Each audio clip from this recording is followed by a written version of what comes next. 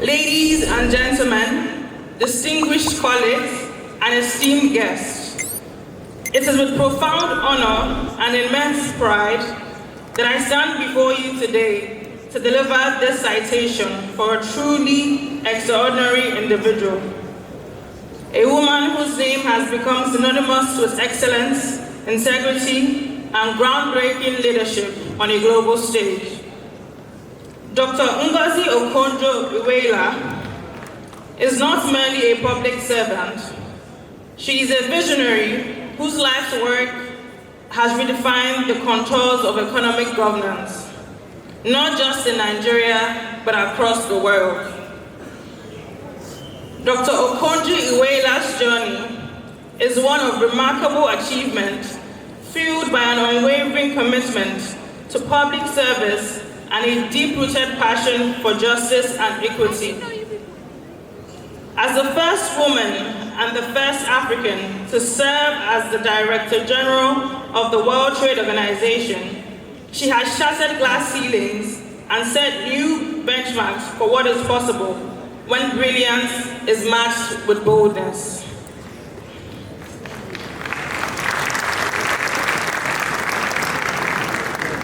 Her academic credentials are as formidable as they are inspiring. A graduate of Harvard University with an A.B. in economics, followed by a Ph.D. in regional economics and development from the Massachusetts Institute of Technology. Dr. Okonjo-Iweala's scholarly excellence laid the foundation for her subsequent roles as a global leader. Her academic prowess, however, is only the beginning of her story. In her 2 tenures as Nigeria's Ministry of Finance, Dr. Okonjo-Iweala's impact was nothing short of transformative. Under her stewardship, Nigeria negotiated the cancellation of $30 billion of external debt, an achievement that stands as one of the most significant economic victories in our nation's history. She instituted reforms that enhance transparency and accountability, setting new standards for public financial management. Dr. Okonjo-Iweala's influence extends far beyond Nigeria. As a managing director at the World Bank, she played a crucial role in the global development, spearheading initiatives that lifted millions out of poverty. Her work on the international stage has made her a sought-after voice on issues ranging from the global health to economic inequality. Serving on the boards of institutions such as the Rockefeller Foundation, the Global Alliance for Vaccines and Immunization, and the African Risk Capacity. Her accolades are numerous and well-deserved. From being named one of the Times Magazine's 100 most influential people in the world, to receiving Forbes Africa Person of the Year award, Dr. Okonjo-Iweala's contribution to the global community have been recognized at the highest levels. Yet, beyond the awards and honors, it is her steadfast dedication to using her influence to champion the rights of the marginalized and the underrepresented that truly sets her apart. Today, as we gather at this prestigious conference, it is fitting that we pay tribute to a woman who has not only made history, but continues to shape the future. Dr. Okonjo-Iweala's leadership of the World Trade Organization during a time of unprecedented global challenges has been a beacon of hope and a testament to the power of visionary governance. In honoring Dr. Okonjo-Iweala today, we are not just celebrating her past achievements, we are acknowledging the ongoing impact of her work and the legacy she continues to build. Her journey reminds us all that true leadership is not just about holding positions of power, but about using that power to uplift others, to challenge the status quo, and to inspire change.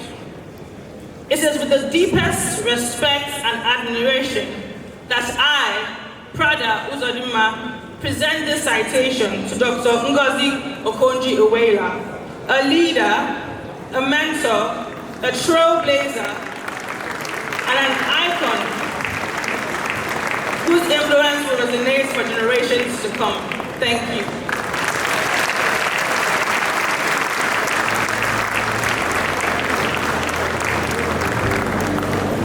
Another round of applause for Brother, please. One thing she didn't say, which I know because I happen to practice out of Delta States, is that our keynote speaker today is a maestro because he is from the same time as J.J. Okocha. And she is also a princess. So please, can we make welcome with a thunderous applause, with all honor and deference, to this podium, the keynote speaker for today, Professor Okonjo-Iweala, GCON, for the keynote address at the 64th Annual General Conference of the Nigerian Bar Association.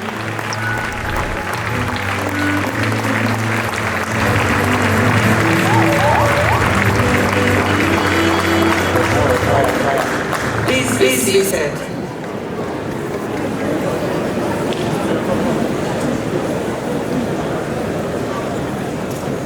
Your Excellency,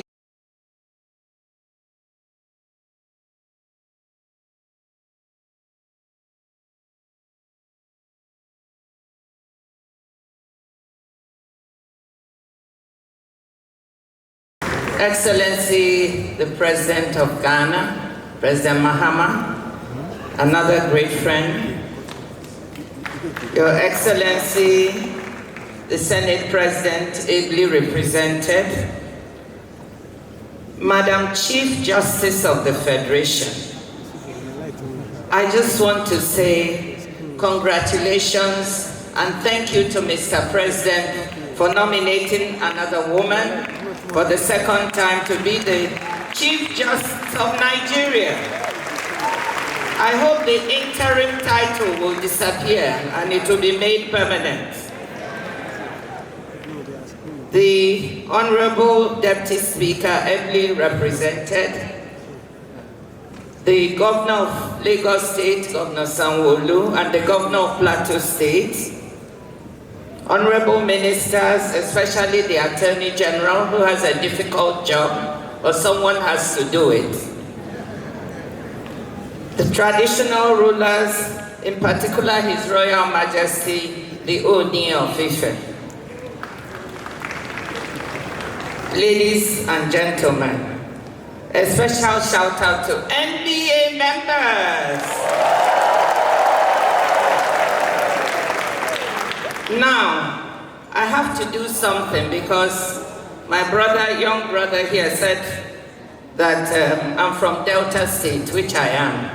But if I don't do it, I might be divorced by the time I get home. So I want to do a special shout out to all MBA members from Abia State.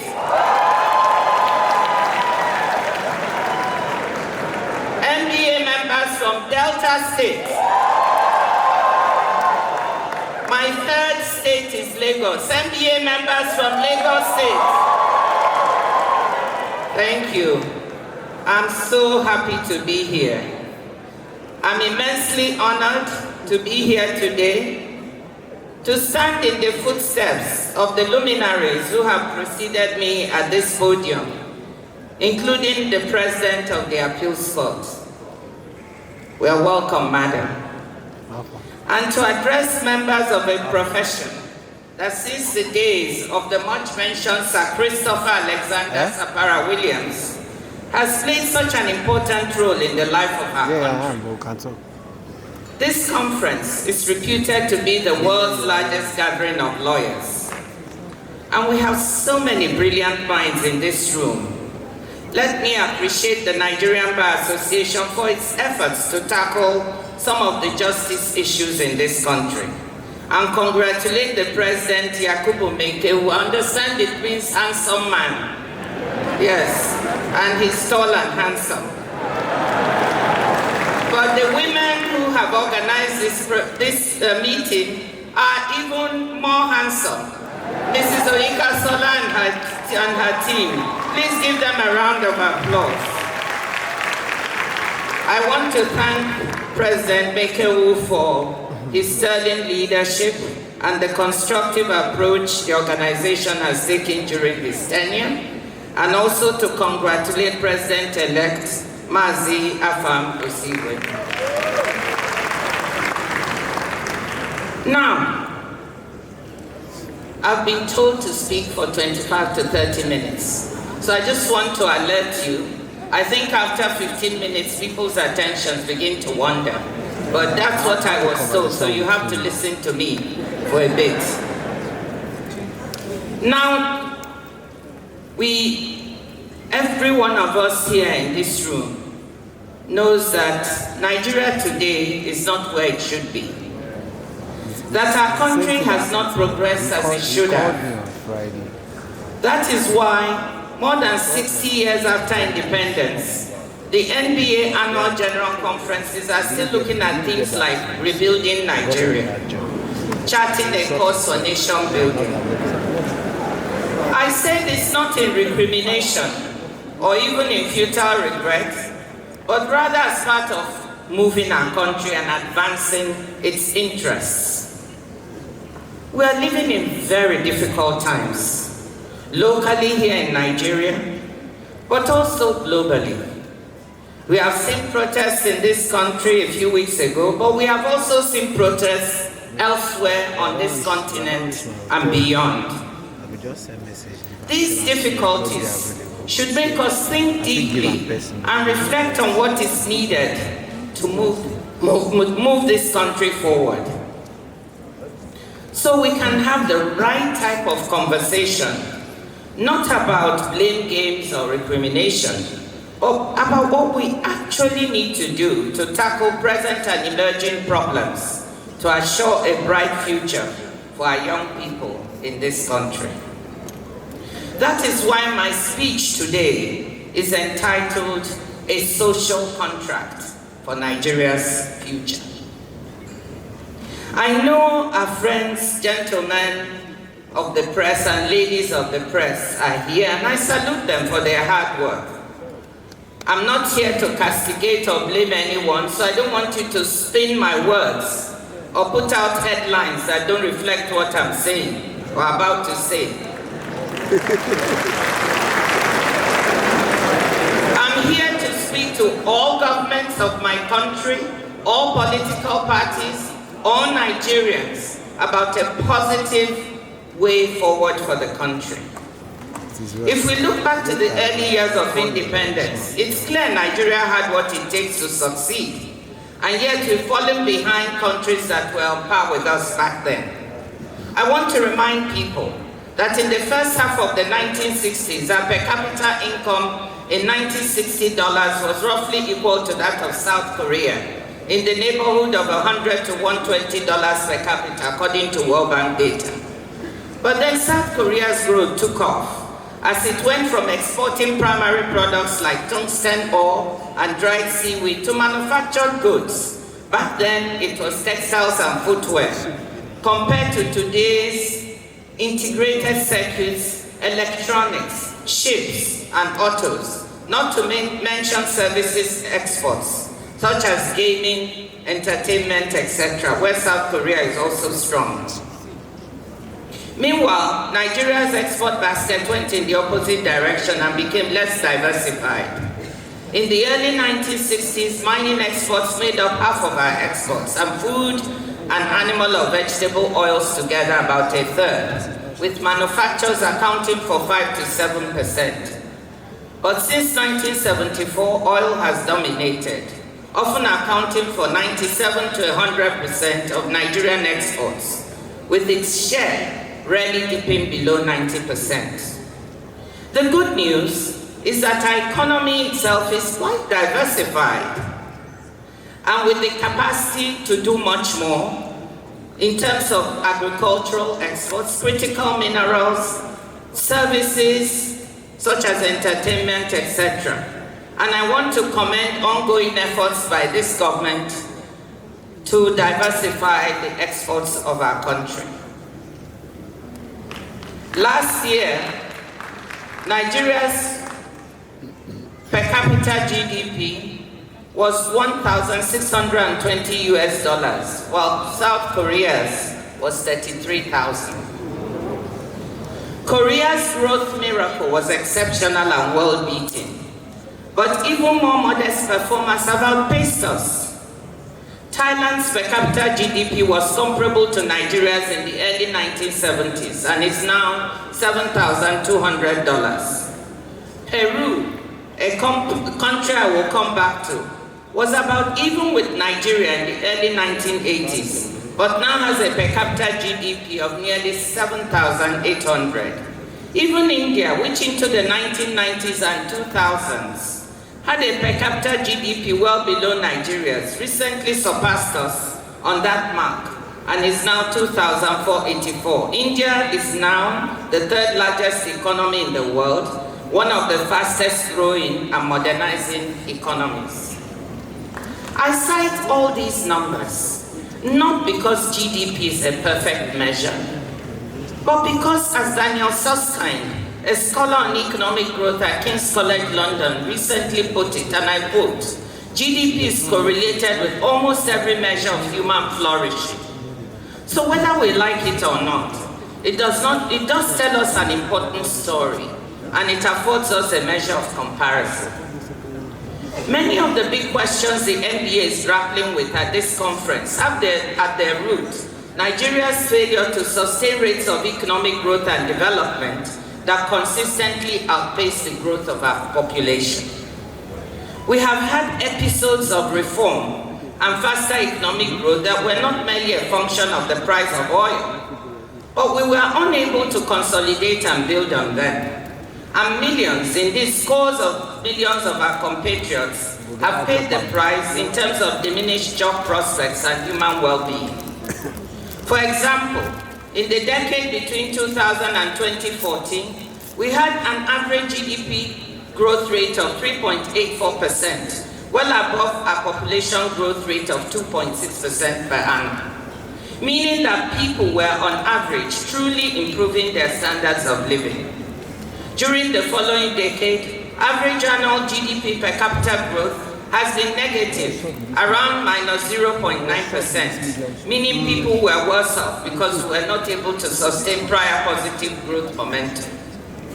A very important part of the explanation for why we've not been able to succeed is lack of policy consistency.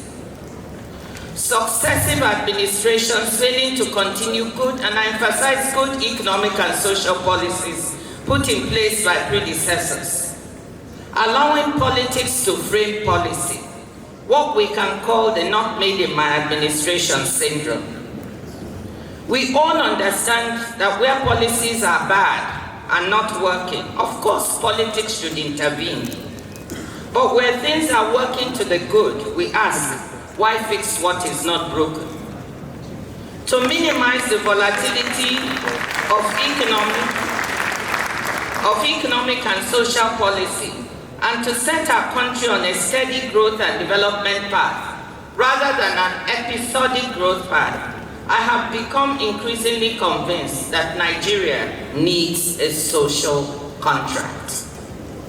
By this I mean a fundamental cross-party, cross-society agreement that certain things in the economy, in the country, in policy and in society are sacrosanct and shall not be touched or changed when administrations change.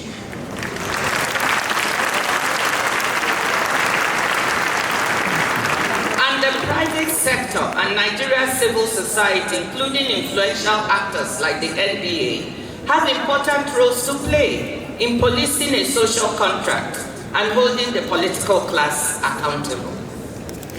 The idea of a social contract dates back at least a few centuries when philosophers such as Rousseau, Locke, and Hobbes spelled out the notion of a compact, formal or implicit, defining the rights and duties of rulers and the ruled.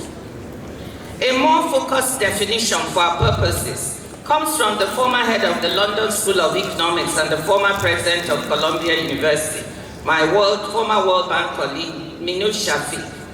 She describes the social contract as being about how we pool our resources to provide the public goods we agree are needed, and how we support those affected by adverse shocks. Her book, What We Owe Each Other, A New Social Contract for a Better Society, argues that in our fast-changing globalized economy, we need a new social contract to create a sense of security among people. What I'm calling for here is even more basic. I'm saying that all major actors in the governance of our country should agree on some basic parameters for security, macroeconomic and social stability, and the enabling environment for future dynamism and growth of our country. Once agreed, these parameters and policies should be institutionalized or enshrined in law, or even be made part of our constitution, not to be tampered with, except perhaps through a national referendum involving the entire country and society. My convictions on Nigeria's need for a social contract were reinforced recently when I was in Peru on an official visit.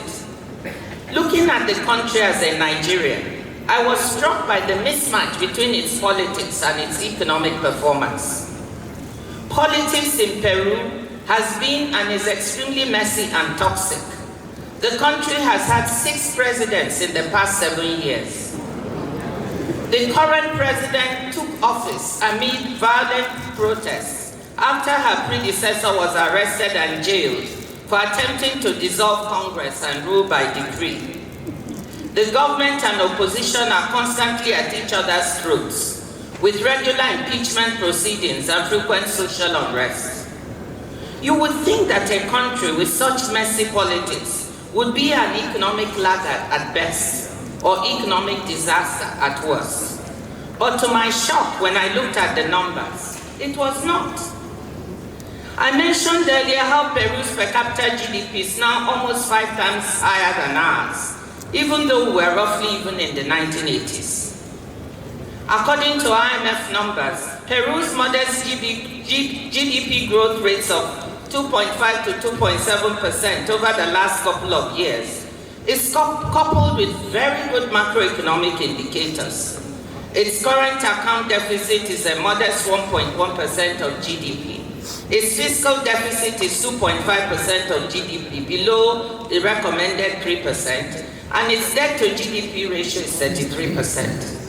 According to data from its central bank, Peru's foreign exchange reserves as of this month are at 77.4 billion, most of them usable reserves, and our inflation is 2%.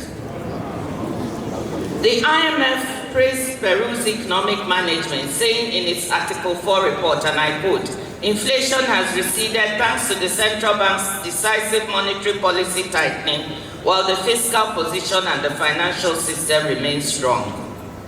With respect to macroeconomic fragility, Peru has ample buffers to cope with adverse shocks, including relatively low public debt, abundant international reserves, and access to international capital markets on favorable terms, unquote. When I asked top officials in the country, how come the economic performance is so good in the face of such political turmoil, they said that Peru had learned lessons from its past unfortunate economic experiences, and there was now a kind of implicit social contract that certain aspects of economic and social governance must not be touched. Peru learned the lessons of its lost decade of the 1980s and put in place an ambitious series of structural reforms, including the policies and institutional frameworks that help the country navigate difficult times.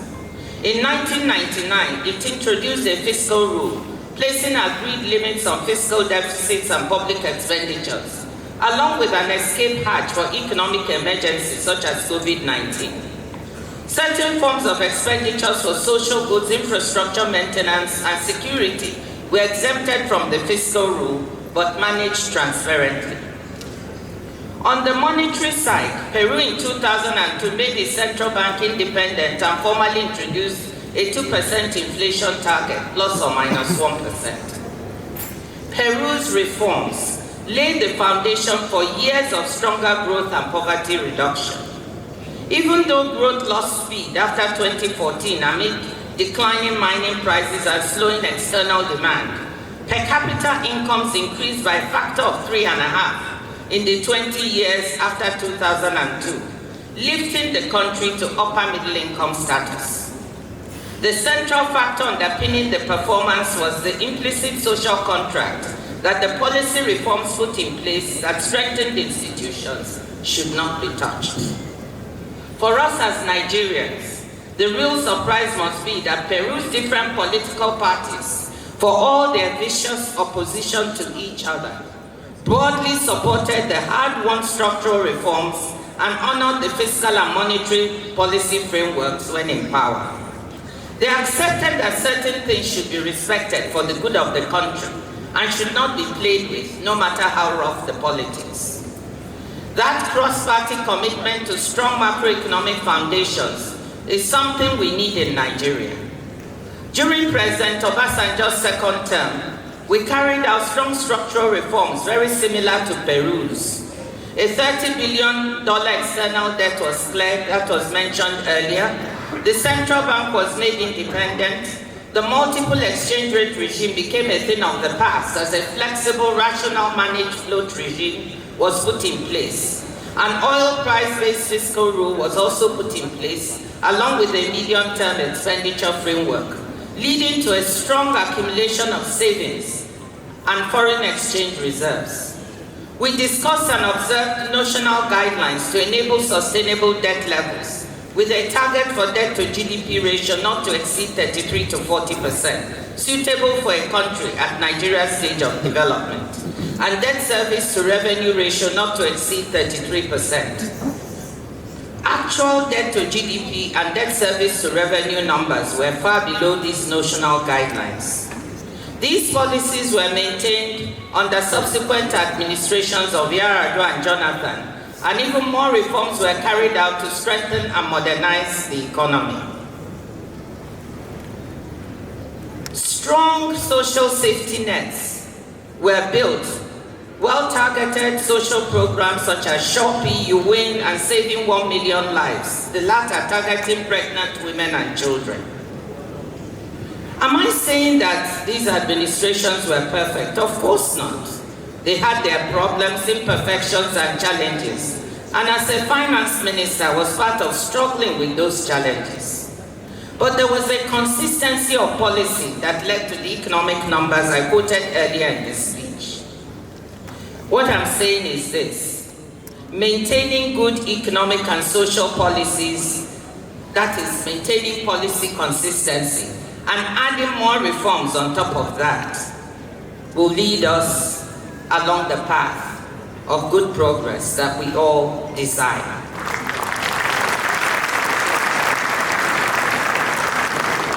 As we know, our political leaders have thus far never been able to agree to stick to a common set of principles and policies that deliver on a consistent basis for citizens, irrespective of ethnic group or political persuasion.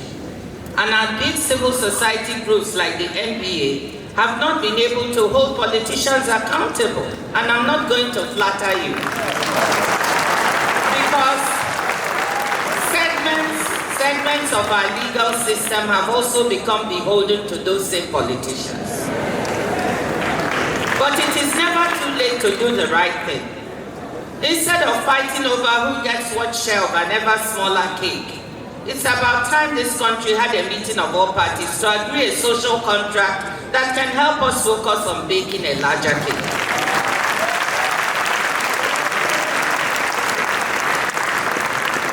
I will devote my remaining remarks to looking at potential elements of such a social contract. In line with my comparative advantage as an economist, I will focus on economic policies, so I'll offer a few thoughts on related areas as well. Note that I'm not trying to be exhaustive on what constitutes a social contract, just to give you some examples. Let me say here that trust, will be a prerequisite for any social contract for rebuilding Nigeria, meeting our economic development challenges and building a brighter future for the rising generations of young people. All political parties, all ethnic groups will have to honor this contract, no matter who is in government. The importance of trust in our country, given its size and diversity, has been clear since day one. Even before independence, in his first speech as Prime Minister in 1957, Sir Abubakar Tafawa Balewa said, and I quote, "The peoples of Nigeria must be united to enable this country to play a full part in shaping the destiny of mankind. It is the duty of all of us to work for unity and encourage members of all our communities to live together in peace and harmony. The way to do this is to create understanding, mutual respect and trust." This is Sir Abubakar Tafawa Balewa in 1957. Trust comes not from words, but from deeds. That is from accomplishing things together, building together. A social contract will become a basis for the virtuous circles of reform, growth, peace, security, and trust that have too long eluded us. Turning now to potential ingredients of that social contract. The first element should be a shared understanding that we must prioritize the security of lives, property, and national assets. We cannot have economic or social development without security, and we certainly cannot have security without development. We all know that. Security has been weaponized in our country for political purposes by political actors, leading partly to the difficult situation we have now. We have politicians who believe that the best way to make their opponents look bad is to instigate insecurity, making it look like they can't govern, regardless of whether this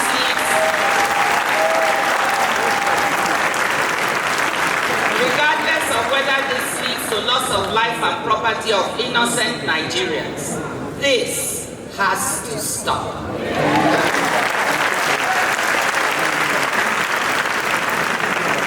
A second aspect of security relates to security of national assets.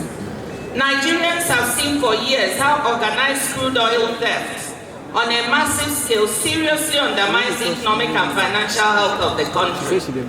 All Nigerians must agree that stealing of our national assets of any type is intolerable and must be stopped. How can we be struggling to see how to strengthen our foreign exchange reserves with the governor of the central bank working so hard on this, when so much is being lost through oil theft? There is so much technology available now to track such theft, and there must be no more excuses for inaction.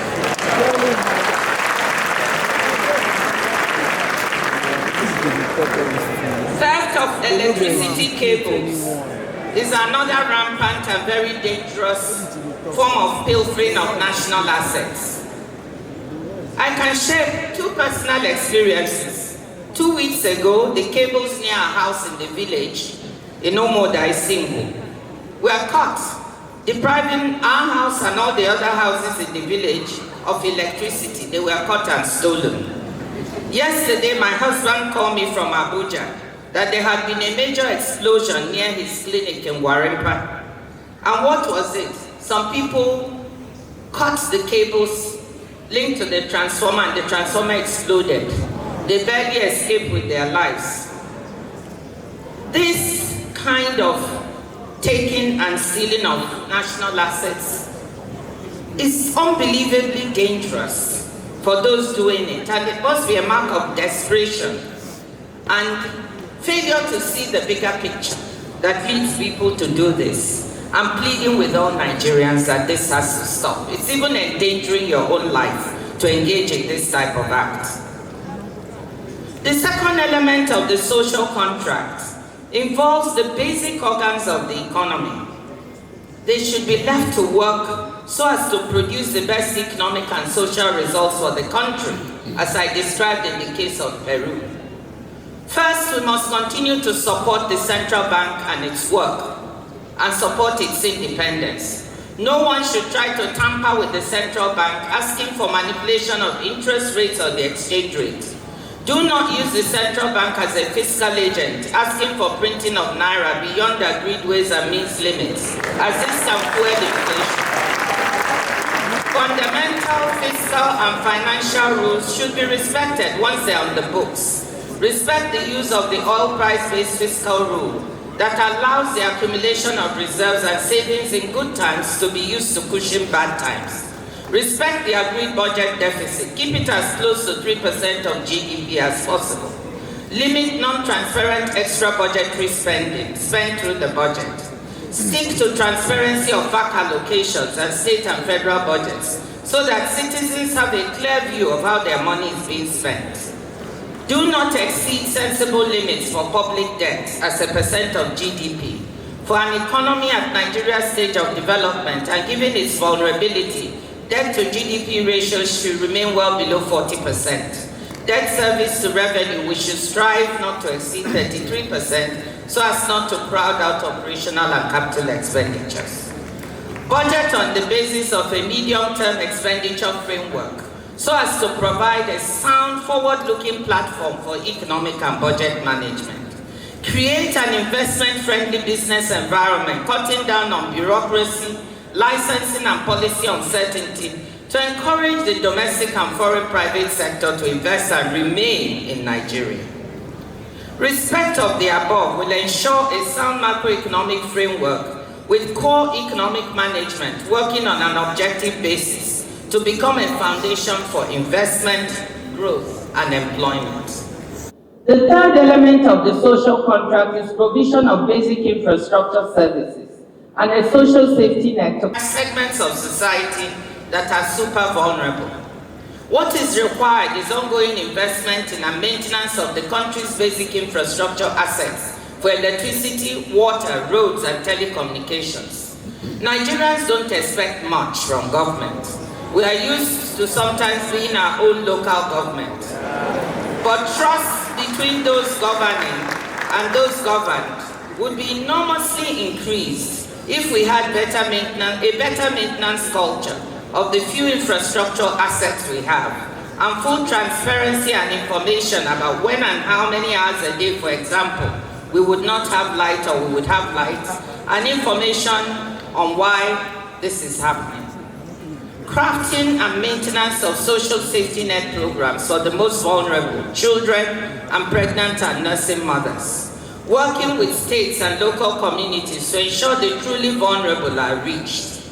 Conditional cash transfer programs can be some of the best means to do this, especially if coupled with biometrics. Community work programs for rural youth and entrepreneurship programs for young women and men, given the abundance of entrepreneurial talent in Nigeria. Part of a social contract must be continuous attention to youth unemployment and underemployment. Let me end my suggestions with a fourth element of the social contract: true independence of the judiciary and the Electoral Commission. All parties must agree that these institutions should not be tampered with, win or lose. As I said earlier, civil society, and in particular the Nigerian Bar Association, have a major responsibility to monitor observance of the social contract, especially the element of the judiciary and the Electoral Commission. The MPA should also be active in seeing which elements of the social contract can be institutionalized by codifying it into law or strengthening already existing laws, rules, and regulations. The MPA can even look at whether any part should be incorporated into our constitution to make them less easy to tamper with. The legal profession, led by the MPA, should be at the forefront of guaranteeing the social contract. This would be in keeping with what you have been quoting here, and I have it in my speech, Sapara Williams' maxim, that, quote, "A lawyer lives for the direction of his people and her people and the advancement of the cause of the country." Now, I don't mean to oversell this idea of a social contract for Nigeria. I'm not saying it's a panacea that will suddenly cure all ills. But I'm convinced it will enable us to build a strong and stable foundation for Nigeria upon which it can thrive. A Nigeria of the future with steady and consistent growth and social development that will take us back to middle income status and beyond. Of course, we will also need to take other actions to improve our education and health system, nurture our investments in physical and human capital. We will need to connect to the new and fast-changing world of technology. But believe me, I'm actually not worried about Nigeria's ability to catch up once the basic governance and economic and social foundation is there. We have some of the most creative, most intelligent, and most entrepreneurial people in the world. Some of them in this very room. That is why I'm always proud to be a Nigerian. Excellencies, ladies and gentlemen, let me conclude by saying that what I just laid out before you is not rocket science. Some of what we need to implement as part of the social contract has been done in past administrations, as I mentioned earlier. And some of it is being implemented in this present administration. But we cannot approach the social contract in a piecemeal fashion, a bit here and a bit there. It must be approached holistically, systematically, and consistently in order for it to work. All political parties and politicians, all Nigerians must agree that these elements we identify and others to be added as forming the social contract must be respected by all who govern, no matter their politics, for the good of those they govern. You, the NBA, the biggest gathering of lawyers in the world, the largest, most influential civil society organization in Nigeria, you bear a heavy responsibility to advocate for and ensure that this social contract comes about. My question to you is, are you ready? Thank you, ladies and gentlemen.